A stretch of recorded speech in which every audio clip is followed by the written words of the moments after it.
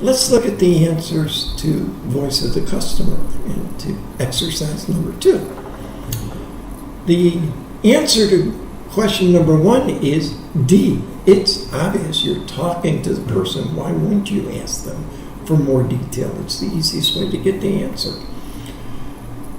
The answer to the second question, where we're worrying about revealing what we're doing, because if we even give them the general area that we're working in or the idea we're working on, they'll be like, I missed that market opportunity. I should chase it myself. And we're worried about doing that. Well, the only thing we can do, as I explained in a previous video, sort of talk around and say, what do you see as the problems? What do you see as the challenges out there? Where are some opportunities? Things like that. So we talk around it in order to get it without revealing even the idea, let alone the secret sauce. Question number 3, all the answers seem to be of equal importance. And intuitively, that seems not accurate.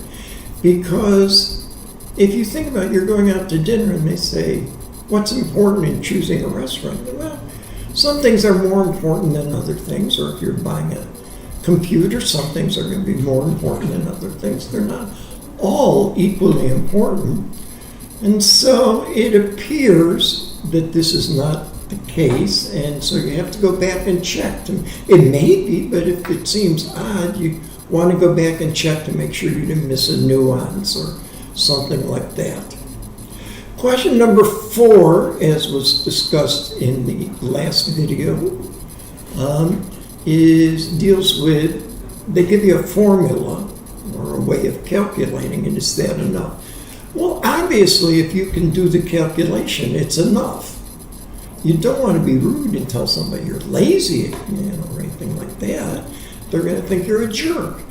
So you may ask them, can we do this calculation together or something like that? Or can I send back to you my results to see if they make sense to you? But if somebody tells you how to come up with the answer, well, and they don't have the exact answer themselves, that's perfectly reasonable.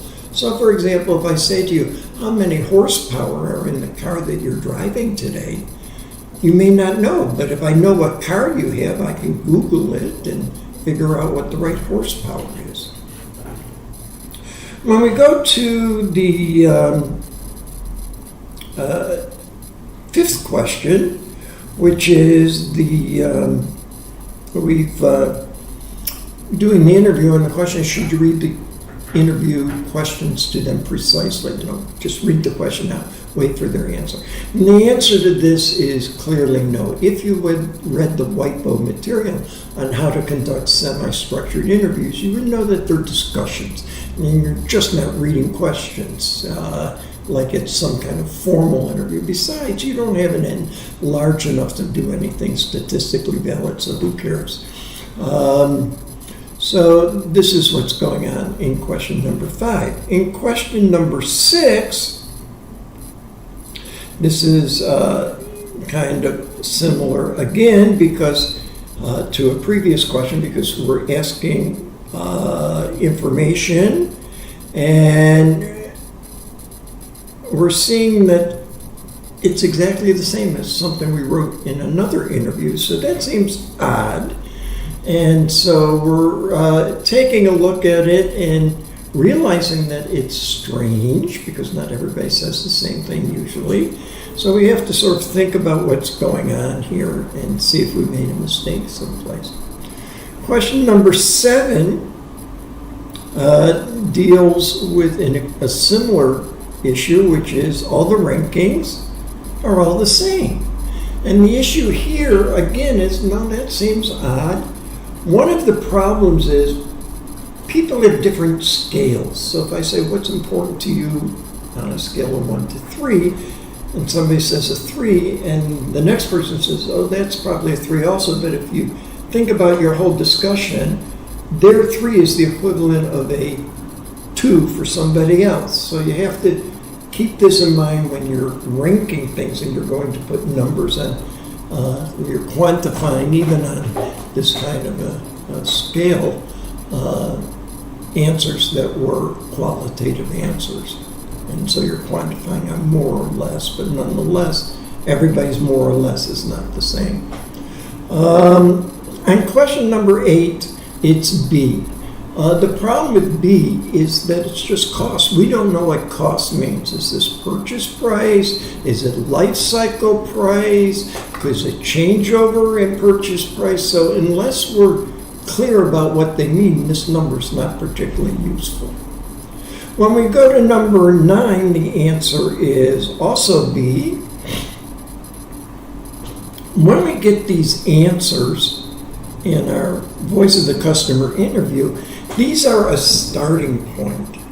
We have to go back and do some additional market research to get down to the precise specifications we want for the product design. These are not really quite so quantified, so they're what we call the fuzzy front end of market research, or fuzzy front end of design. Question number 10, the answer is B. It's electricity being consumed, so that's why it's B. In question number 11, which deals with how you would figure out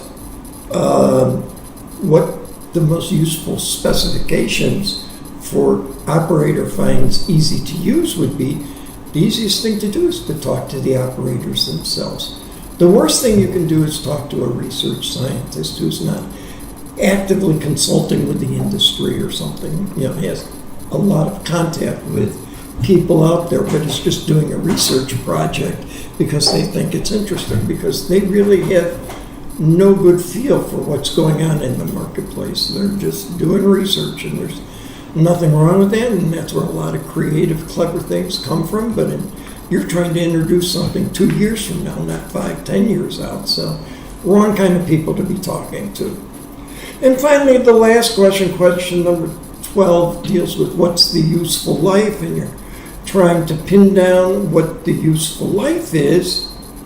And the question is, what is the least useful people to talk to? And the least useful people are the people who are receiving the package. Think about it.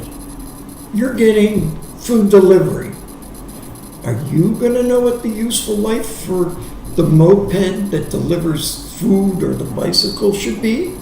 No, it's the people who are using that bike or buying that moped who are going to have the answer for what they want out of the useful life. But all you care about is you get your food. So the package recipient is the least useful person to ask, and that's answer C. Okay, let's look ahead to competitive advantage, which is the focus of the next module. First thing I want to say is always remember, people only keep 4 to 7 things in their mind at one time.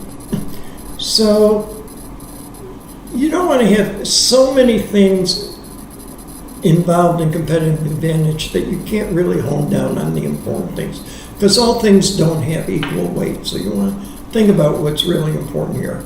Again, we have the skeet shooting problem because we're looking at what's competitive advantage at the time we introduce the product versus today. That's why we look at research being done, because that'll maybe a product by the time we get to market, or patents given out, and new patent applications in particular give us an idea of what's about to come out, things like that. So we're not just looking at what's in the marketplace today. Another issue is direct versus indirect competition. Direct competition are people who are competing against you today. Indirect people are people who could compete against you using a different solution.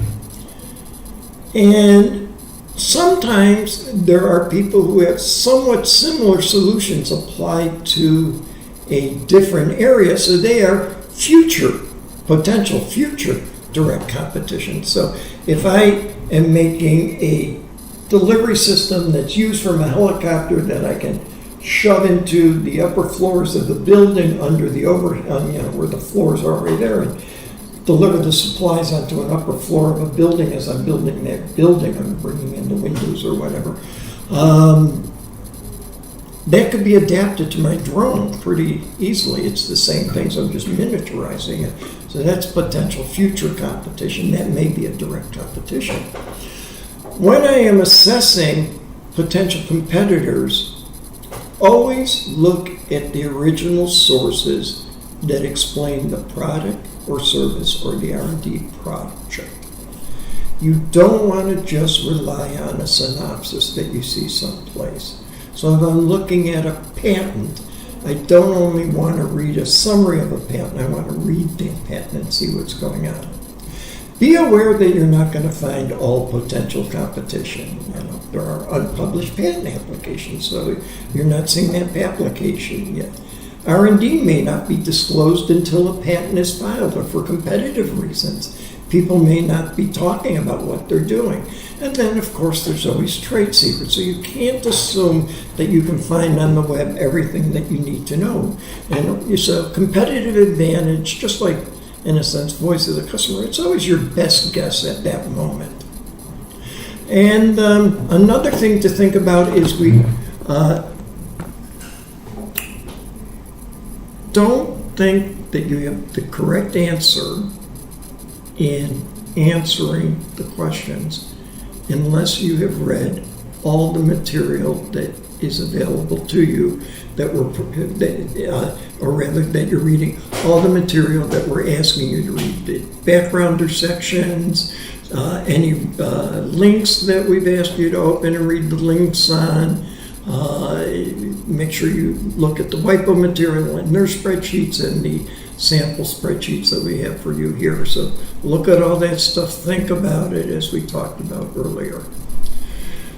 So with that, I'll just remind you that to read the stuff, think carefully, don't make assumptions, be data driven, search for more information if you need it, or if you need to define a term that you're not clear about.